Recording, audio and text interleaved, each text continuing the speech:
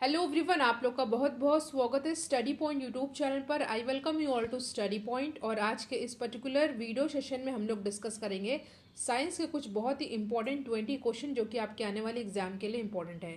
इससे पहले साइंस के और भी वीडियोस चैनल पर ऑलरेडी अपलोडेड हैं जिनकी प्लेलिस्ट बनी हुई है।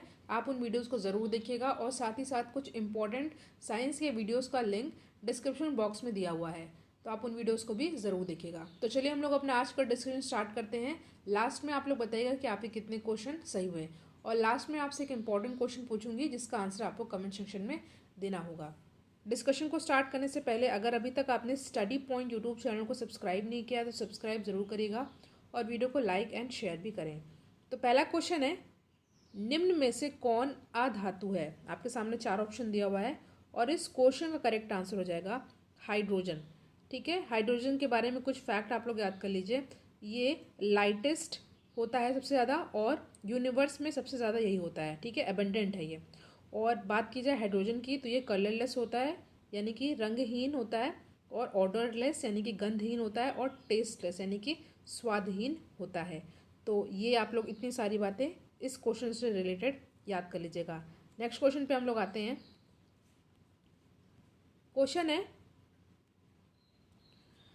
भूपर्पटी में स्वतंत्र अवस्था में पाई जाने वाली धातुएं निम्न में से कौन है? तो इस क्वेश्चन का करेक्ट आंसर हो जाएगा Ag। ठीक है, Ag को हम लोग क्या बोलते हैं? ये होता है, सिंबल होता है किसका? चांदी का, सिल्वर का। और सिल्वर के 2 मेन अयस्क होते हैं यानी कि 2 मेन ओर होते हैं जिनका नाम आपको याद कर लेना है। पहला होता है रूबी सिल्वर। ठीक है, रूबी सिल्वर पूछा जाता है। और दूसरा होता है हॉर्न सिल्वर। ठीक है, हॉर्न सिल्वर। ये इंपॉर्टेंट है, आपको अच्छे से याद कर लेना है, एग्जाम में पूछा भी गया है। याद कर लीजिएगा, चांदी का सिंबल क्या होता है? सिल्वर, यानी कि चांदी का सिंबल क्या होता है? Ag होता है। और बात की जाए सोना की तो सोना का सिंबल होता है Au। कल के क्वेश्चन में मैंने ये डिस्कस भी किया था। अगला क्वेश्चन है, निम्न में से कौन सी धातु तार के रूप में उपलब्ध है? तो इस क्वेश्चन का करेक्ट आंसर हो जाएगा कॉपर। ठीक है, ऑप्शन यहाँ पे दिया हुआ है, थर्ड ऑप्शन कॉपर हो जाएगा हमारा सही आंसर। और कॉपर का सिंबल क्या होता है? Cu। ठीक है, कॉपर का सिंबल होता है Cu। और इसमें एटॉमिक नंबर कितने होते हैं? एटॉमिक नंबर होते हैं 29। ठीक है, 29।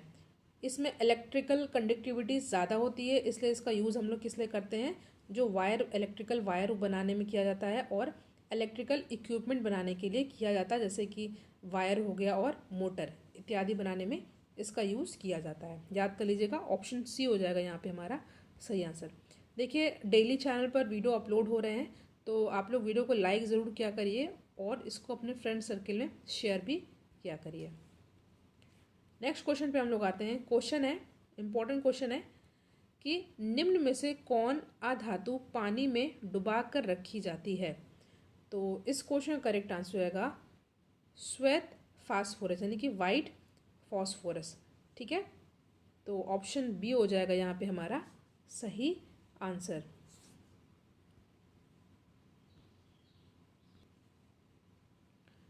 अगला क्वेश्चन है, निम्न में से किस धातु को केरोसिन में डुबा कर रखते हैं? तो इस क्वेश्चन का करेक्ट आंसर हो जाएगा सोडियम। ठीक है, ऑप्शन ए हो जाएगा हमारा सही आंसर। बात की जाए सोडियम की तो मैंने आपको बताया इसका सिंबल क्या होता है? Na। और इसका एटॉमिक नंबर भी याद कर लीजिए, ये होता है 11। ठीक है, जो टेबल सॉल्ट होता है वो कॉम्बिनेशन होता है किसका किसका? सोडियम का यानी कि Na का, और क्लोराइड यानी कि Cl, NaCl, सोडियम क्लोराइड। अगला प्रश्न है, इनमें से कौन सी धातु द्रव अवस्था में पाई जाती है? आपके सामने 4 ऑप्शन दिया, लोहा, मरकरी, चांदी या इनमें से कोई और। तो इस क्वेश्चन का करेक्ट आंसर आएगा ऑप्शन नंबर बी, मरकरी। ठीक है, यानी कि इसका सिंबल क्या होता है? Hg। ठीक है, मरकरी, पारा भी बोलते हैं। अगला प्रश्न है आपके सामने, सिल्वर तथा कॉपर ऊष्मा के क्या होते हैं? इस क्वेश्चन को मैंने डिस्कस किया था। तो सिल्वर यानी कि Ag और कॉपर यानी कि Cu, ये ऊष्मा के क्या होते हैं? सबसे अच्छे चालक होते हैं। तो ऑप्शन ए हो जाएगा हमारा सही आंसर। ठीक है, सिल्वर का मैंने आपको दो और बताए थे, एक क्या था, एक था रूबी सिल्वर, दूसरा था हॉर्न सिल्वर। नेक्स्ट क्वेश्चन है, आभूषण बनाने वाला सोना होता है कितने कैरेट का? तो ये होता है 22 कैरेट का। ऑप्शन ए हो जाएगा यहाँ पे हमारा सही आंसर। ठीक है, और वैसे बात की जाए गोल्ड की, तो मैंने आपसे बताया था, कल के क्वेश्चन में डिस्कस किया था, गोल्ड यानी कि जिसका सिंबल होता है AU। ठीक है, इसमें जो है दो और होते हैं, अयस्क होते हैं, एक होता है कैल्वेराइट, ठीक है, कैल्वेराइट, और दूसरा होता है सिल्वेनाइट। ठीक है, सिल्वेनाइट। और बात की जाए दुनिया में सबसे ज़्यादा सोना का उत्पादन कौन सा देश करता है? तो ये है, फर्स्ट पर आता है क्या, चाइना। ठीक है, चाइना। और सेकंड पे कौन सा देश आता है? सेकंड पे देश आता है ऑस्ट्रेलिया। ठीक है, ऑस्ट्रेलिया। और उसके बाद आता है रशिया। रशिया।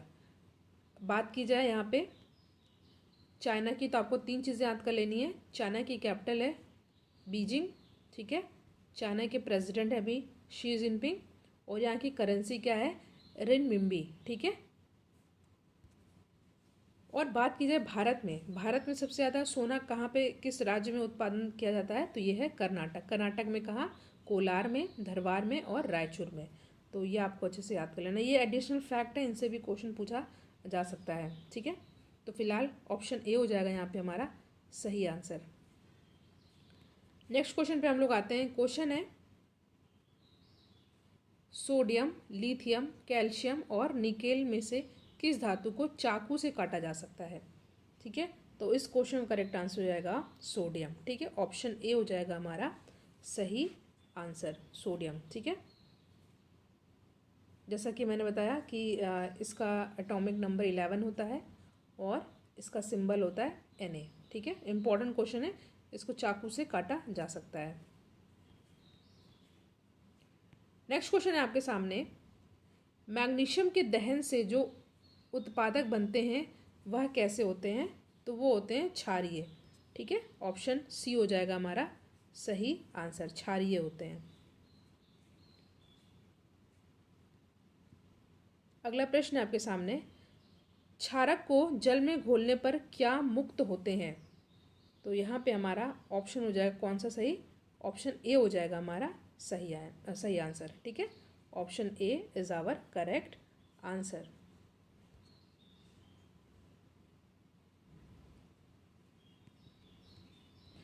देखिए, अभी मैंने आपसे क्वेश्चन डिस्कस किया था फॉस्फोरस के बारे में, तो उसमें आप एक चीज़ और याद कर लीजिएगा।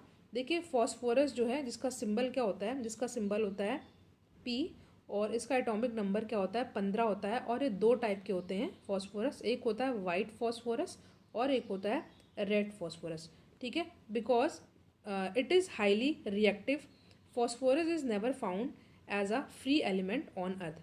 क्योंकि ये बहुत ही ज़्यादा हाईली रिएक्टिव होता है, इसलिए ये अर्थ पर फ्री एलिमेंट के रूप में नहीं मिलता है। ठीक है, और वैसे बात की जाए, एक्स्ट्रा फैक्ट आप लोग याद कर लीजिए, फॉस्फोरस किन किन फूड में पाया जाता है? तो ये चिकन में पाया जाता है, सी फूड में पाया जाता है और डेयरी फूड में पाया जाता है, यानी कि दूध से बने जो पदार्थ होते हैं उसमें पाया जाता है। ये एडिशनल फैक्ट है, इनसे क्वेश्चन पूछा जा सकता है कि कितने टाइप के होते हैं फॉस्फोरस, और क्या ये रिएक्टिव होते हैं या नहीं होते हैं। तो ये आपको बस एडिशनल फैक्ट आपको याद कर लेना है, रिवाइज होता जाएगा साथ ही साथ। नेक्स्ट क्वेश्चन है, प्रबल अम्ल और दुर्बल क्षारक से बने लवण का पीएच मान क्या होता है? पीएच वैल्यू क्या होती है? तो ये होता है 7 से कम होता है। ठीक है, 7 से कम होता है। अगला प्रश्न है आपके सामने, श्वसन किस प्रकार की अभिक्रिया है? श्वसन किस प्रकार की अभिक्रिया है? तो ये होती है ऊष्माक्षेपी अभिक्रिया। ठीक है, ऊष्माक्षेपी अभिक्रिया। तो that is why option A is our correct answer. Next question पे हम लोग आते हैं। क्वेश्चन है, किसी अभिक्रिया में भाग लेने वाले पदार्थ क्या कहलाते हैं? ठीक है, तो ये कहलाते हैं अभिकारक। ठीक है, अभिकारक।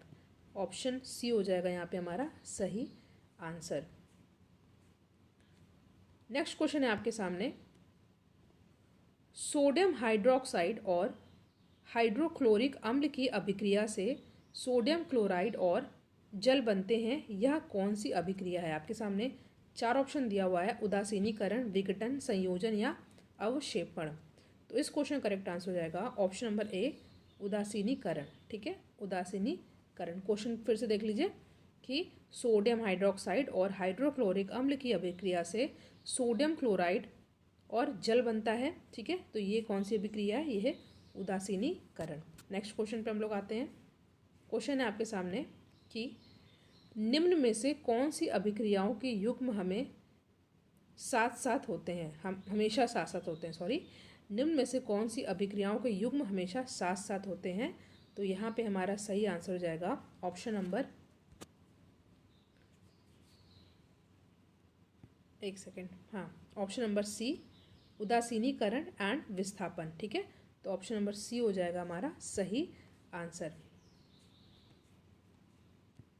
अगला क्वेश्चन है कि किसी रासायनिक अभिक्रिया में ऑक्सीजन के अनुपात का बढ़ाना क्या कहलाता है?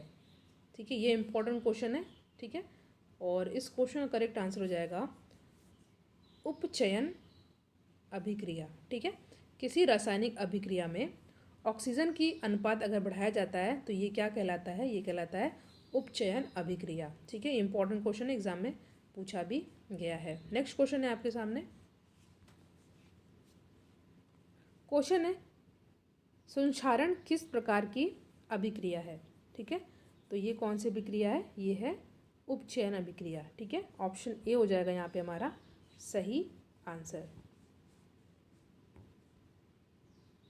इंपॉर्टेंट क्वेश्चन है। क्वेश्चन, नमक के घोल में सिल्वर नाइट्रेट का घोल डाल देने पर दही जैसा पदार्थ उत्पन्न होता है, यह कौन सी अभिक्रिया है? Most important question of the video and the correct answer of the question is उदासीनीकरण। ठीक है, option B is our correct answer.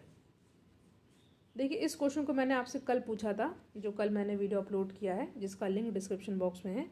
मैंने पूछा था कि निम्न में से कौन ऑक्सीकरण नहीं है? ठीक है, ऑक्सीकरण इनमें से कौन नहीं है? तो सबसे पहले हम लोग देख लेते हैं कौन कौन सा ऑक्सीकरण है। तो भोजन का पचना, ये ऑक्सीकरण होता है। श्वसन, ये भी जो है अब ऑक्सीकरण होता है। और दहन, ठीक है, ये भी ऑक्सीकरण होता है। तो जो ऑक्सीकरण नहीं है वो है क्या? अवक्षेपण। ठीक है, तो यहाँ पे ऑप्शन नंबर ए हो जाएगा करेक्ट आंसर। मैंने आपसे कहा था कि लास्ट में आपसे एक इम्पॉर्टेंट क्वेश्चन पूछूंगी जिसका आंसर आपको कमेंट सेक्शन में देना है। तो वो क्वेश्चन है आपके सामने। इस क्वेश्चन को मैंने कल आपसे डिस्कस किया था। तो क्वेश्चन है कि कौन सी धातु जल के साथ अभिक्रिया करती है?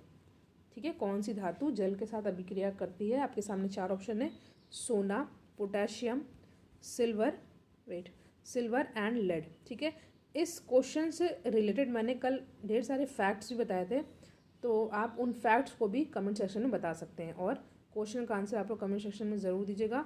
वीडियो को लाइक कीजिएगा ज़रूर और इसको ज़्यादा से ज़्यादा शेयर भी कीजिएगा। और किसी भी क्वेश्चन में डाउट हो तो आप कमेंट सेक्शन में पूछ सकते हैं। Thank you so much for watching. Thank you.